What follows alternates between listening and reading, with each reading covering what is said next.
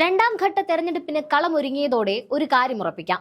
BJP. അട്ടിമറിച്ച Palakkad നഗരസഭ കോൺഗ്രസ് ഉറപ്പിച്ചു കഴിഞ്ഞു.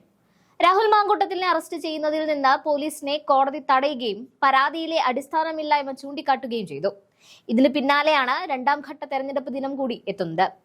നേരത്തെ ഈ വിഷയം ചൂണ്ടിക്കാട്ടി കോൺഗ്രസിനെ തകർത്ത് പാലക്കാട് മൂന്നാം വട്ടവും പിടിക്കാമെന്ന ചിന്തയിലാണ് ബി.ജെ.പി. നിന്നത്. എന്നാൽ കോടതി ഇടപെട്ട് രാഹുൽ മാങ്കൂട്ടത്തിൽ എം.എൽ.എക്ക് അനുകൂലമായി വിധി പറഞ്ഞതോടെ പാലക്കാട് കോൺഗ്രസ് പിടിച്ചെടുക്കുമെന്ന് ഉറപ്പിക്കാം.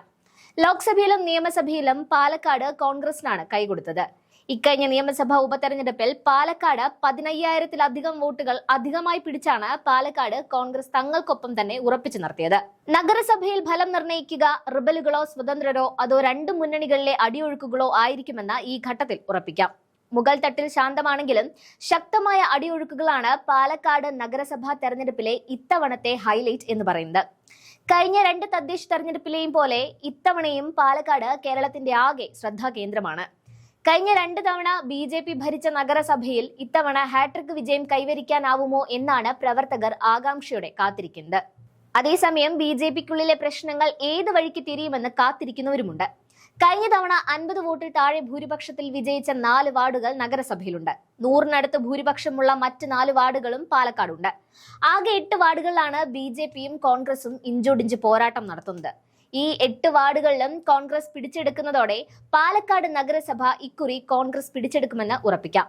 കേസിന്റെ നൂലാമാലകളിൽ നിന്ന് താൽക്കാലിക ആശ്വാസം കിട്ടി രാഹുൽ പാലക്കാട് എത്തുകയാണ്. ഇതിന്റെ പിന്നാലെ തെരഞ്ഞെടുപ്പ് നടക്കുന്നത് കോൺഗ്രസിന് ഗുണകരമാകും. നേരത്തെ പരാതി ഉയരുന്നതിന് മുൻപ് UDF സ്ഥാനാർത്ഥികൾക്കടക്കം വോട്ട് പിടിക്കാൻ പാലക്കാട് പറന്നു നടന്ന നേതാവാണ് രാഹുൽ മാങ്കൂട്ടത്തിൽ. നേരിയ ഭൂരിപക്ഷത്തിൽ ബി.ജെ.പി. പിടിച്ച വാർഡുകൾ ഇക്കുറി കോൺഗ്രസിലേക്ക് എത്തുമ്പോൾ പാലക്കാട് രാഹുലിന്റെ നേതൃത്വത്തിൽ തന്നെ കോൺഗ്രസ് അധികാരം പിടിക്കുമെന്ന് ഉറച്ചു വിശ്വസിക്കുന്നുണ്ട്. ഒപ്പം ഏതാനും വാർഡുകൾ അട്ടിമറിക്കാനുള്ള സാധ്യതകളും തള്ളിക്കളയാനാവില്ല. 2015-ൽ 52-അംഗ നഗരസഭാ കൗൺസിലിൽ 24 സീറ്റോടെ ഏറ്റവും വലിയ ഒറ്റകക്ഷിയായാണ് ബി.ജെ.പി. അധികാരത്തിലെത്തിയത്. 2020-ലാവട്ടെ 28 സീറ്റും നേടി.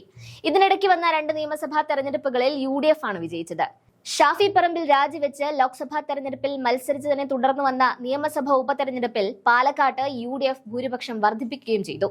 UDF ഇത്തവണ നഗരസഭാ ഭരണം തിരിച്ചുപിടിക്കാനുള്ള സർവ്വസന്നാഹങ്ങളും ഒരുക്കിയാണ് മത്സര രംഗത്തുള്ളത്. വിജയിക്കുമെന്നുറപ്പുള്ള 4 വാർഡിലെങ്കിലും റിബലുകളുടെ വരവ് സ്ഥാനാർത്ഥികളെ വിയർപ്പിക്കുന്നുമുണ്ട്. വിമതർ പിടിക്കുന്ന വോട്ട് ആരുടെ അക്കൗണ്ടിൽ നിന്നാവും എന്നത് ആശ്രയിച്ചിരിക്കും ഈ വാർഡുകളിലെ വിജയം. ബി.ജെ.പിയിലാവട്ടെ പുറമേക്ക് വിമതശല്യം ഇല്ലെങ്കിലും സ്ഥാനാർത്ഥി നിർണയവുമായി ബന്ധപ്പെട്ട് 6-7 വാർഡുകളിൽ എതിർശബ്ദം ഉയർന്നിട്ടുണ്ട്. പ്രചാരണത്തിന്റെ അവസാനമാവുമ്പോഴേക്കും എതിർശബ്ദങ്ങൾ ഇല്ലാതായെങ്കിലും ഇവിടങ്ങളിൽ സ്ഥാനാർത്ഥികൾ അടിയൊഴുക്കുകളെ ഭയക്കുന്നുണ്ട്. LDF-ൽ വിമതശല്യം ഇല്ലെങ്കിലും പാർട്ടി ചിഹ്നത്തിൽ മത്സരിക്കുന്ന വാർഡുകൾ കുറവാണ്. പാലക്കാട് നഗരസഭയിൽ ബി.ജെ.പിയും കോൺഗ്രസും നേരിട്ട് ഏറ്റുമുട്ടുമ്പോൾ CPM വെറും കാഴ്ചക്കാരുടെ റോളിലാണ് നിൽക്കുന്നത്. ജില്ലയിൽ തന്നെ ഏറ്റവും കരുത്തു കുറഞ്ഞ CPM ഏരിയ കമ്മിറ്റിയായി പാലക്കാട് മാറിയത് മറികടക്കാനുള്ള ശ്രമമാണ് ഇപ്പോൾ പാർട്ടി നടത്തുന്നത്. 2015-ലേതുപോലെ നഗരസഭാ കൗൺസിലിൽ ആർക്കും ഭൂരിപക്ഷമില്ലാത്ത അവസ്ഥയുണ്ടായാൽ നിയന്ത്രണം CPM അംഗങ്ങളിലേക്ക് എത്തിയേക്കുമെന്ന് പകൽക്കിനാവിലാണ് പാർട്ടി പാലക്കാട് നിൽക്കുന്നത്.